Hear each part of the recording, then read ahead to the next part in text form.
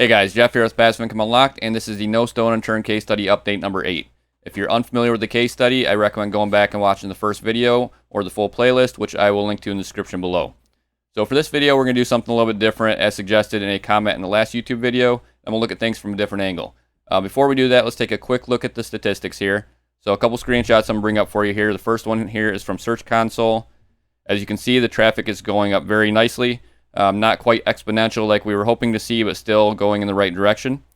Next one here is from Google Analytics. Same thing, this is all traffic from all sources by page views per month. And as you can see, the traffic is going up very nicely, and we are just shy of 10,000 page views in the month of June. So what we're going to do for the rest of this video here, I'm going to bring up a screenshot in a second here, and this is going to be an export from the Performance tab in Search Console. So basically, if you go into Search Console, you go to Performance, you're going to see what I just showed you a second ago from Search Console, except we're going to be going to the Pages tab. If you export that, and what we're going to do is look at the top 25 URLs to see which URLs are bringing in the traffic on this site. So the URLs will be hidden, but we'll still be able to kind of draw some conclusions from the data. So let me just bring that up for you here. So basically what we're looking at, like I said, I just exported this into Excel, or actually Google Sheets. URLs are over on the left, and those are hidden, like I said. Columns B and C are columns that I added manually, so those are basically the cluster. And then the difficulties, the difficulty is basically the competition level of the keyword as assigned by us. And then we've got clicks, impressions, click-through rate, and position. So again, this is at the page level, so this is not by keyword, this is at the page level. So when you look at clicks, that's basically saying how many clicks were to this particular URL, number of impressions, click-through rate, and positions, and so on. So if you look at the position, for example, I'll just point out that might look very low, but if you actually click through on any of these URLs and you look at the keywords that they're ranking for their target keywords, the majority of these articles are actually ranking in the top 3 positions. But when you look at position as an average over all the keywords that they're ranking for, it might look a lot lower than it actually is. And that should go up over time, so that's another thing. When you look at the clicks are pretty low for what we'd like to see on our top 25 articles. But this is typically what happens early on a site where there's not quite as many clicks, even though you're ranking fairly high for the target keyword. But over time, those articles will rank for more and more long-tail keywords as well, and those clicks and impressions will go up much higher. So basically what I want to see here, so what we have in columns B and C, so cluster and difficulty, we just kind of want to look at things from a different angle to kind of see if we could draw any conclusions. So let's just start with column C, so difficulty. So what you see there, we have a 4-point system when we rank the competition level of articles, or of keywords, I should say. We have XL, which means extremely low competition, so basically no competition. L for low competition, M for medium competition, then H for high competition. What you're seeing here on this little table is you're seeing a mix of mostly XLs, a few Ls, and then a couple of mediums. That's kind of what we would expect to see aside from the mediums. Clearly, it still makes sense to target low competition keywords on a site, and the more keywords that you target that don't have any competition, the better off you probably will be. So that's probably the first conclusion that you can draw.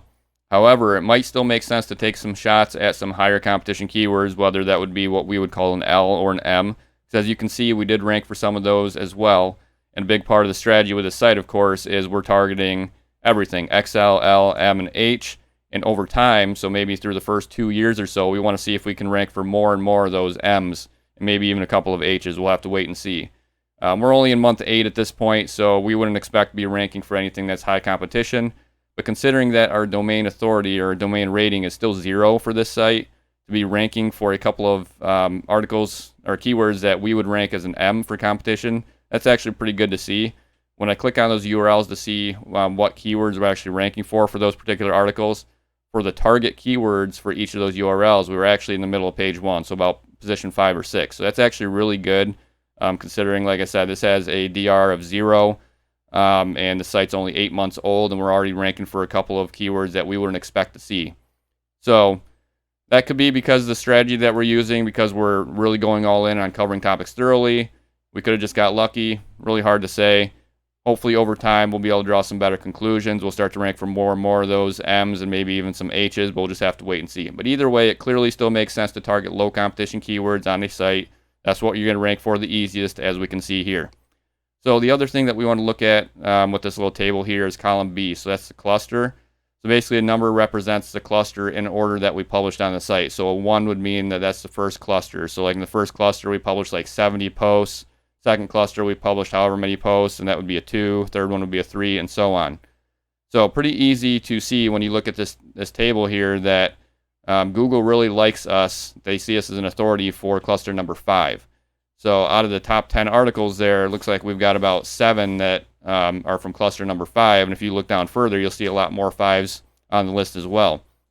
So what that tells us is that it definitely makes sense to test different clusters on a site. You don't want to just go all in on one cluster and stop, or maybe even 2 clusters and stop. Sometimes you have to keep testing to see which one Google likes you on, or which one they think that you're an authority on, and then kind of double down on that one. So you might post 10 posts on cluster 1, then 10 on 2, then 10 on 3, and keep going like that.